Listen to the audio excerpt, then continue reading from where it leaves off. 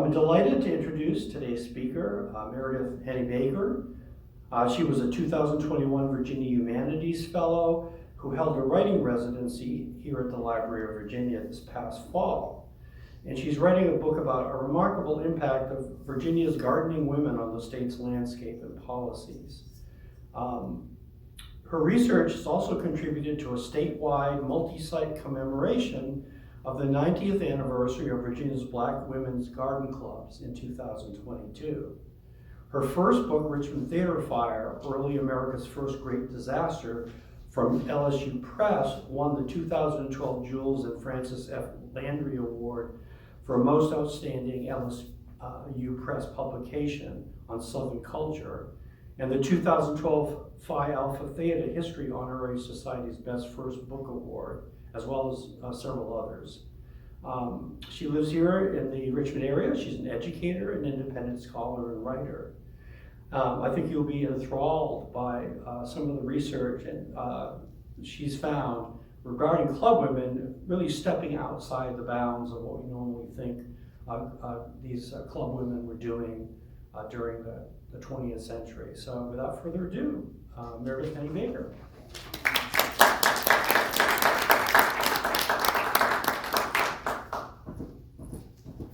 Hi, thank you for having me. I am glad to be able to share stories with you today about the impact of Virginia's garden club women. Why am I writing about garden clubs? I don't have a particularly wonderful garden. I actually am allergic to plants. But 2020 put garden clubs on my radar because it was the 100th anniversary of Garden Clubs of Virginia, and it was also the 100-year anniversary of women's suffrage. And so I started thinking about women who had organized in clubs to move women's suffrage forward and thought, did these women overlap? And is it possible that women who were involved in garden clubs were using some of these same organizational abilities and organization, the sort of power that they were able to create together? Did they continue to do that in garden clubs?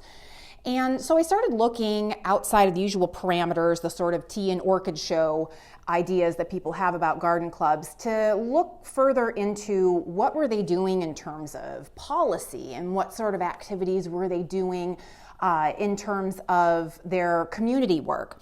So it's worth digging into them because in 1989, Anne Fierro-Scott, historian, wrote that women's voluntary associations have almost totally escaped historians' notice. So she was back in the 80s trying to get people to pay more attention to women's clubs and the work that they did.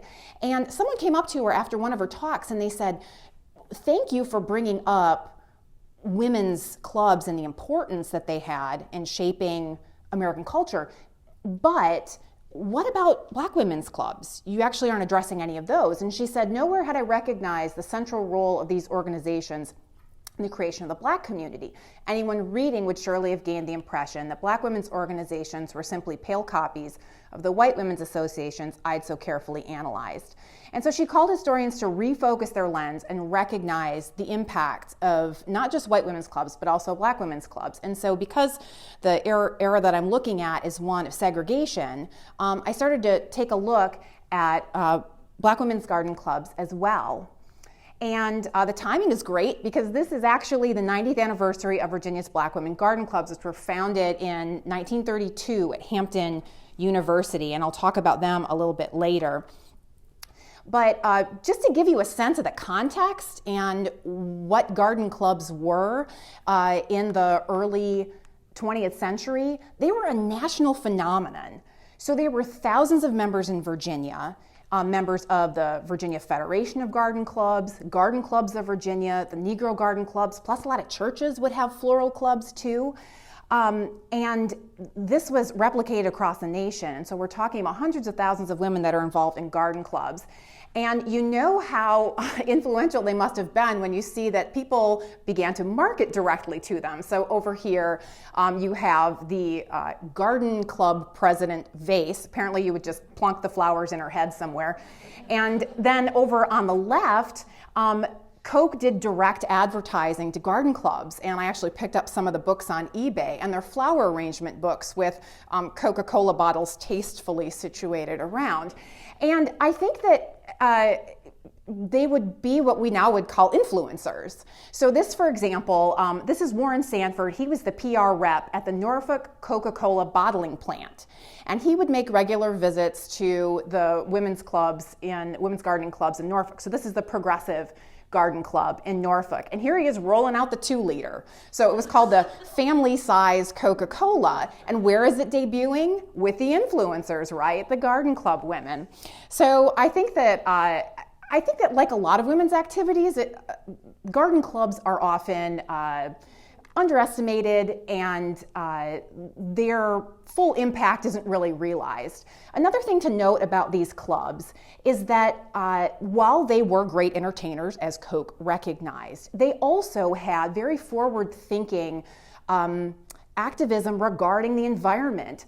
Over here on the far left in this Garden Club of Virginia scrapbook, they cut out a newspaper article about some of their activities. Conservation underscored in terms of survival. Sounds like something that would be on the headlines today. This is from, I believe, the 1940s.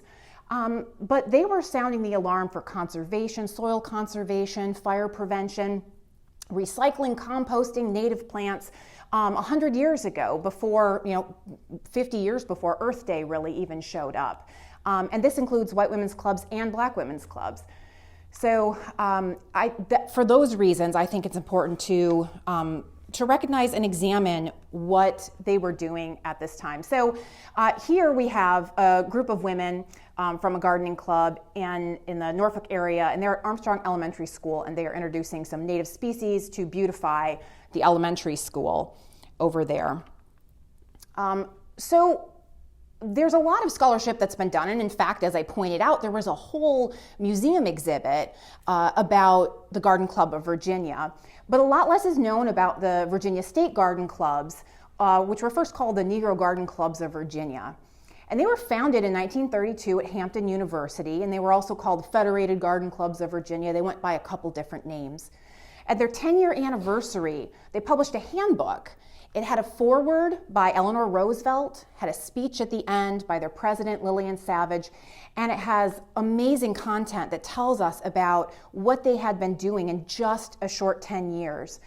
And then the last statewide convention that I've been able to find a record of was at Virginia Union University in 1992.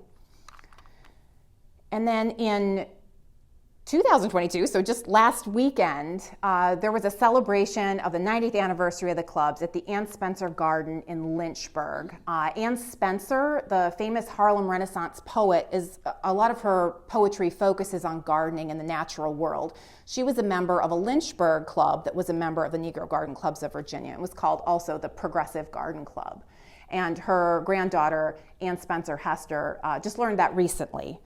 So this was the site of the observation. But okay, so what about the NGC, and what were their core values? We know from Garden Club of Virginia and Virginia Federation of Garden Clubs that they had a focus on community service and on horticultural education. But theirs is a little different. The Handbook of the Negro Garden Club of Virginia: home improvement, community improvement, improving race relations, and recreation and creative self-expression were their 4 core values. And how did this play out? In a lot of different ways. In challenging municipal neglect in their segregated neighborhoods, they stood in the gap there. They advocated for sanitation, beautification, conservation.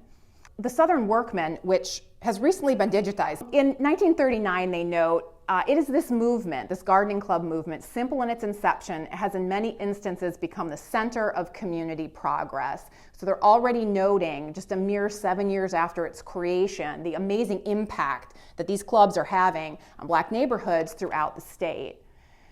One of the comments they make in connection to their goal of community improvement and home improvement, they said that it's been possible in this first 10 years, over 50 communities have raised the standards of living in more than 2,000 homes.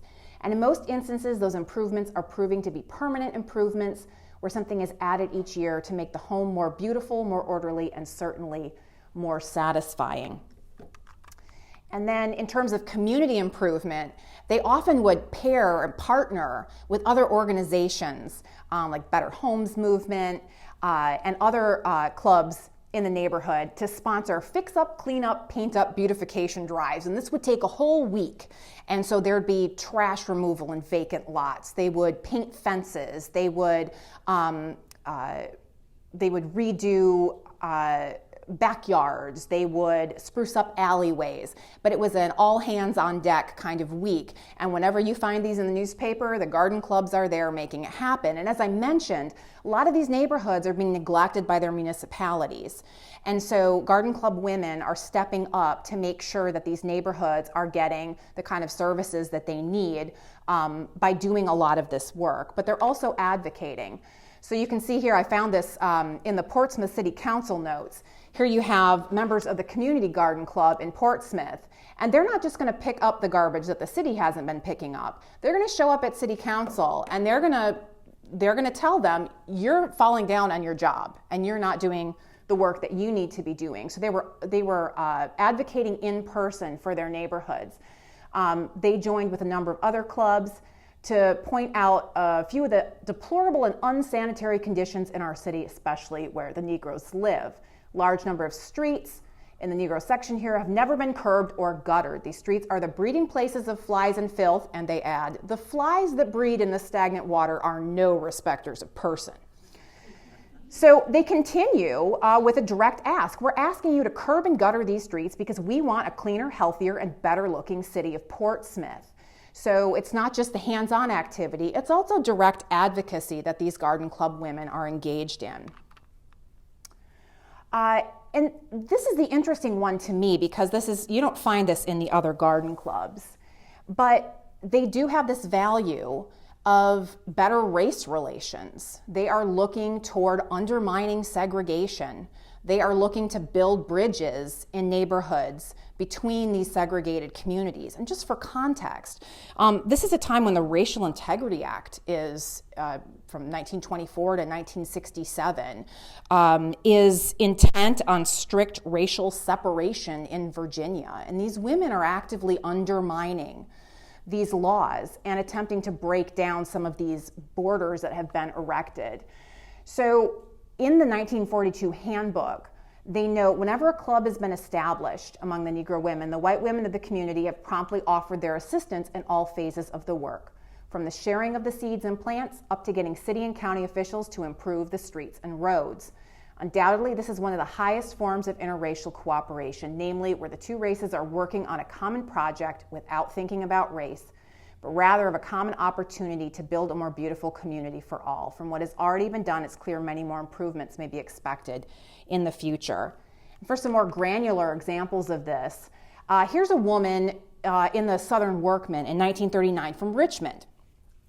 And so she notes that just in the past year, and this is Richmond, the capital of the Confederacy, the number of lectures given by members of white clubs has been 27. Flowers shared each year have been too many to be numbered. 3 white flower shows have been attended and 4 private gardens visited each year.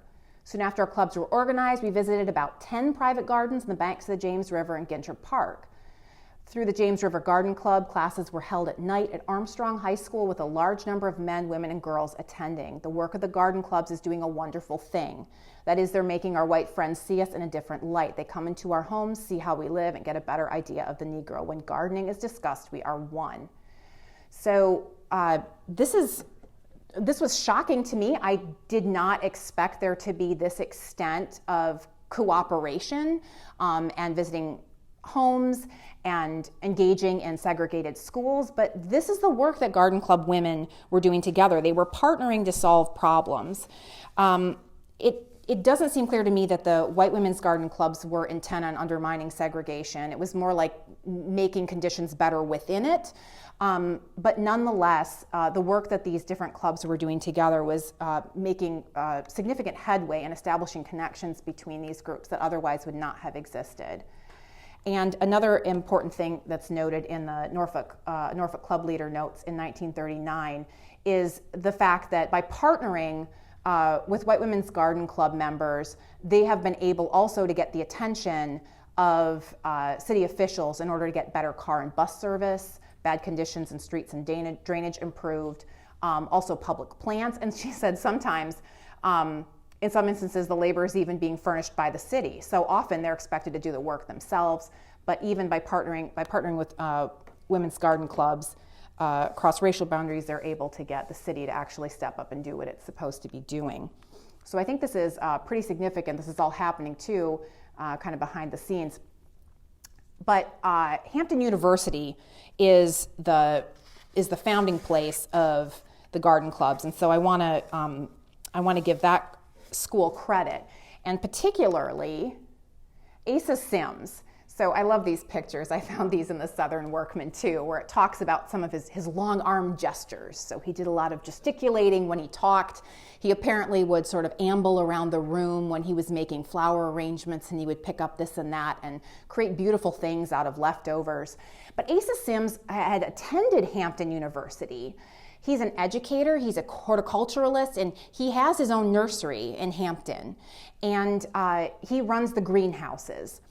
And he's friends with a number of garden club women and believes that if they federate together and organize, that they're going to be able to have a more powerful impact across Virginia. So he spearheads this movement. Here he is putting together a little rock garden out of bits and bobs in the classroom. But he taps Ethel Early Clark, at the time she was Ethel Early, of Roanoke, to attend this first organizational meeting at Hampton.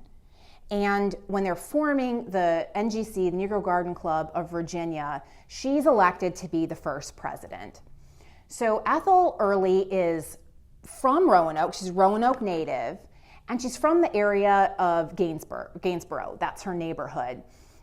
She works at she eventually goes to work at the school. She works as a cafeteria staff, and she actually creates the first professional organization of cafeteria and food service workers in the state. So she's amazing. And also she's in the Dictionary of Virginia Biography. She's on her way in. So she's a fixture in Gainsboro, and she is a member of the Big Lick Garden Club, which is formed in conjunction with one of the white women's garden clubs in Roanoke. And she's the president of the NGC at the same time that the Garden Club of Virginia has a president from Roanoke. And the two of them work together on community projects to beautify Roanoke. The city is so impressed by the work that her club does that they give her an old post office, and here it is. And you can't really make out, it's not the best photograph, but at the very top it says something like Roanoke First Post Office, and then it says Home of Big Lick Garden Club. And so Ethel Early and her club members convert this into a community center in Gainsboro, which holds reading clubs and book clubs and all kinds of different associations for decades, until Gainsboro is the subject of an urban renewal project that destroys a lot of these buildings. But the city actually commissioned her, Chamber of Commerce worked with her to improve vacant lots. And so she had a direct connection to people in the city council and people in the Chamber of Commerce who really trusted her and considered her a neighborhood leader. So obviously she stood out to Asa Sims as a person who had proven that she represented all these values of the NGC. She had her own beautiful garden. She was dedicated to community improvements. She had an active reputation for being able to work collaboratively with other garden clubs. And she also exemplified this fourth value, which is creativity and artistic expression. So this is really rare. We don't have a lot of these, but this is a garden club yearbook. And this is from the Roanoke Library in their Virginia Y. Lee collection. And this is Ethel Early's club, one of their books from 1956. You can see they've got an exhibit committee, garden programs committee, conservation committee. And the kind of work that they did, although I'm emphasizing a lot of the community work that they did, they very much were traditional garden clubs, and the women would go through extensive training to work with different colors and different textures, and to go through all the different steps that it took to be a certified judge for flower shows. And so this allowed women also to have an outlet for personal expression and beauty in a time that was really very dark with segregation, World War II. These were difficult times, and garden clubs offered women a venue to make their communities better, but also to feed their souls and to demonstrate their own creativity and artistic abilities. So I think that they really model a way forward and a kind of activism that is really impressive. This is also, I wanted to mention this, Ethel Early Clark, in one of the newspapers that I found that mentioned her. She's at a library meeting in 1952, learning at a lecture about the Universal Declaration of Human Rights, and then joining her fellow book club members in writing to their representatives to encourage an end to segregation and equal rights. So the legacy of these clubs, I think, is summed up really nicely in 1955, where the Roanoke Tribune said, "The efforts of this organization can be felt all over the state of Virginia, and wherever there are garden clubs, there is beauty." And they modeled a way to push against the darkness of segregation and redlining and wartime, while nurturing their own souls and communities, and left a beautiful legacy. And they remind us that in dark times, beauty and engaging with nature is not frivolous, it's not extra. It's actually life-giving and fills up that bucket and that reservoir, so you can go back and face the things that are outside. So I think you can see why working with these women and reading about them has just been a delight for me and an encouragement. I'll be sharing more research in the future. I've got a talk I'm giving at the Smithsonian Gardens next month. But if you're interested in learning more about these women's garden clubs, there's a forthcoming book by Abra Lee, who is writing a book for Timber Press on Black horticulturalists in American history. And then author and gardener Terry Spate from Washington, D.C. has a beautiful book called Black Flora that's about current Black horticulturalists and the work that they're doing. So if you're interested in digging in more, I'm going to point you to some of the resources the Library of Virginia has. There's not a whole lot about African American garden clubs, but you can find information about them in Black newspapers, city council records, journals, and photo collections. And then other items that you can find in the Library of Virginia collections include yearbooks that were published every year by garden clubs. That's what this is down here in the corner.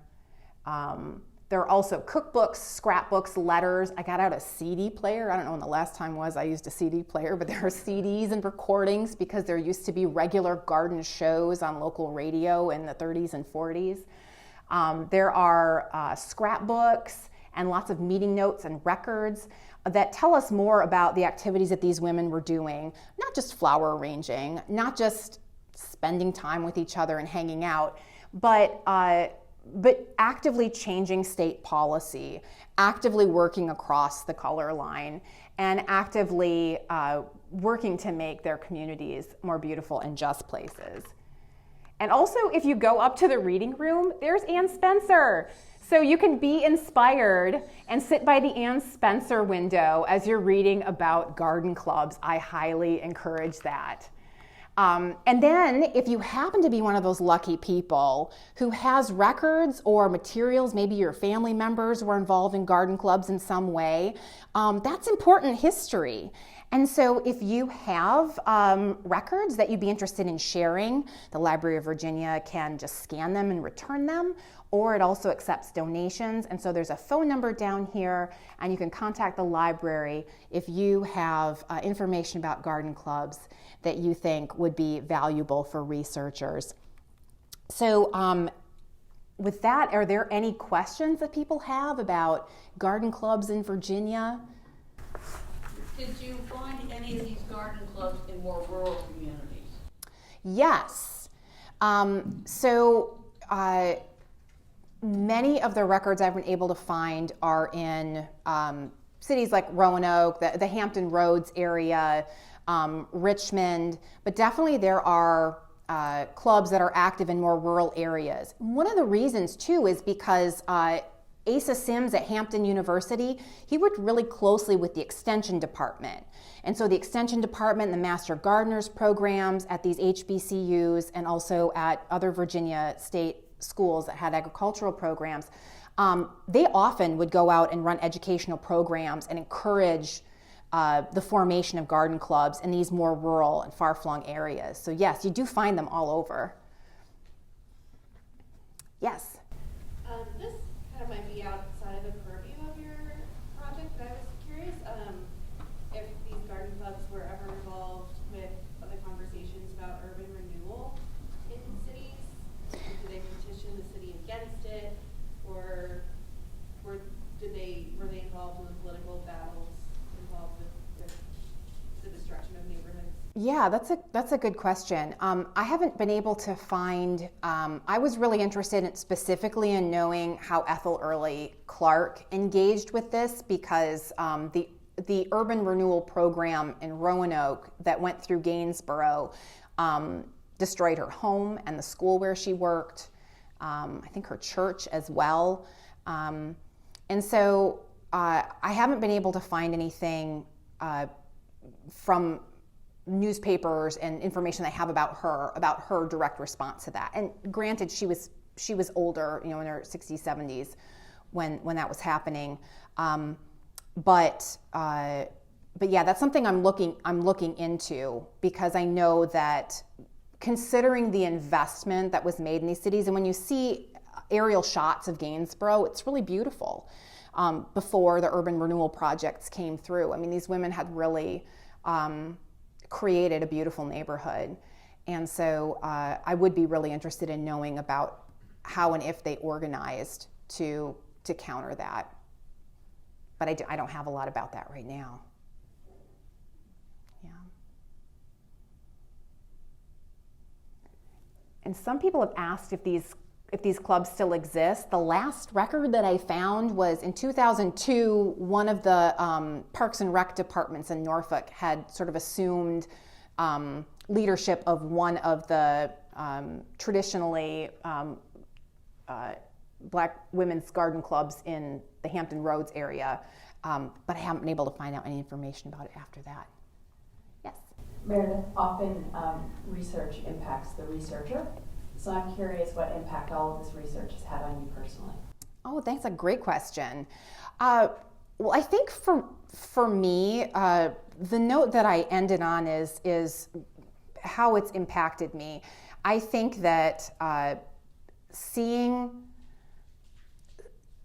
their work as being, I think that the way that they understood women's work was not in a dismissive way. They valued it, and they saw these women's clubs as being a way to achieve really important and meaningful changes, and they didn't minimize them. And so I think for me, it's been empowering to see the way that they valued what's traditionally been women's work, and that they were able to use it to make such significant changes, and also that they invested in their own personal development and artistic expression, and didn't knock it as being frivolous. I mean, you think during this time of segregation and civil rights, efforts building. I think it would have been easy to set that stuff, set garden clubs aside and go full on in engaging in civic activism, but these women didn't see that as being a decision they had to make. And they valued the work they were doing in their communities. They valued art, they valued nature, they valued beauty, and they also valued civil rights, and they didn't see those as things they had to choose between. And I think that's probably something a lot of us need to hear. It's okay, to invest in yourself and your own growth, even when there are lots of dragons you need to charge.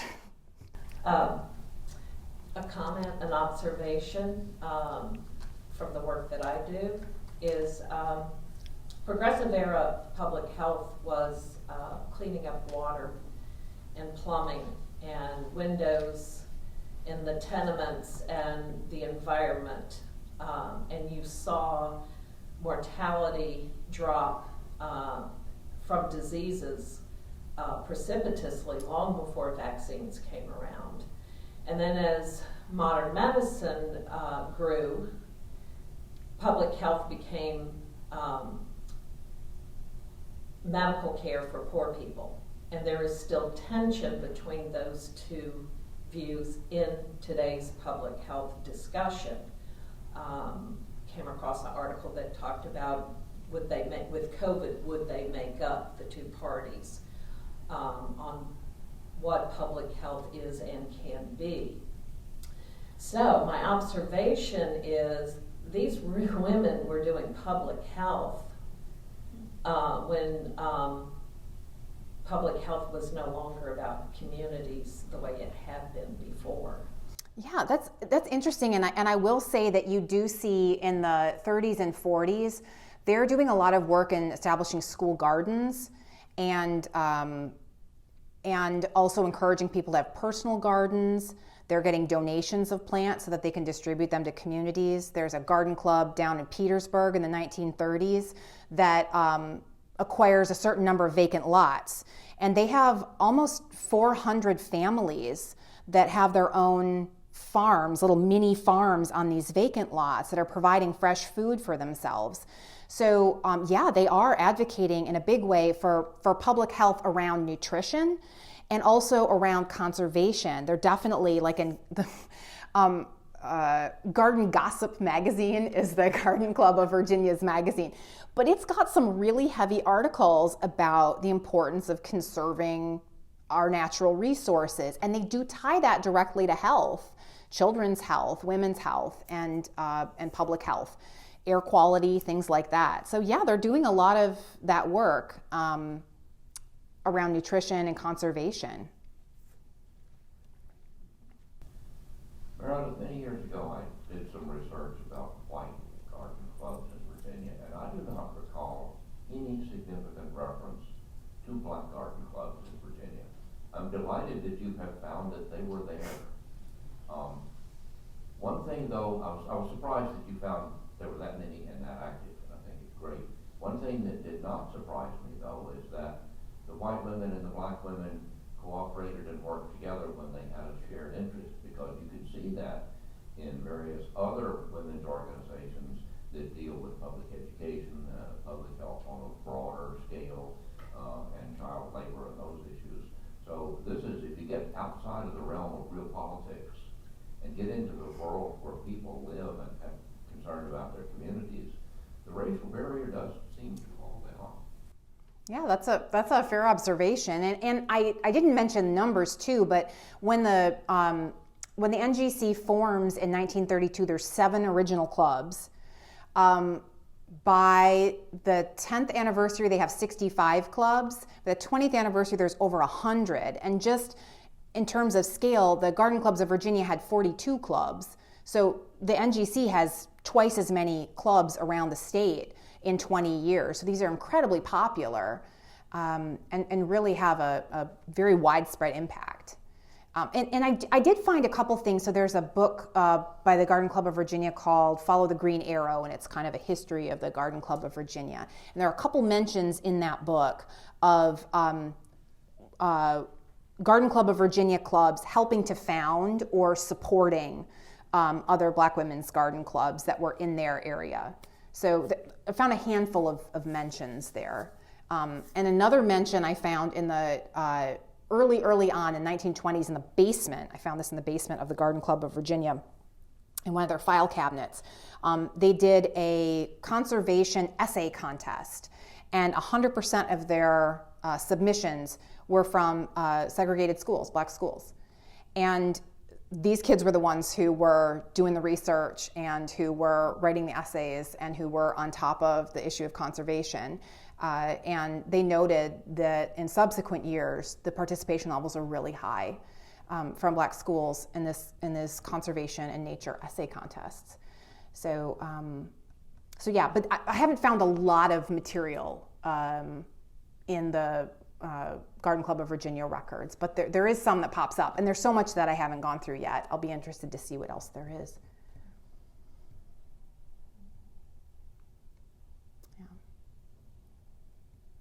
Any other questions?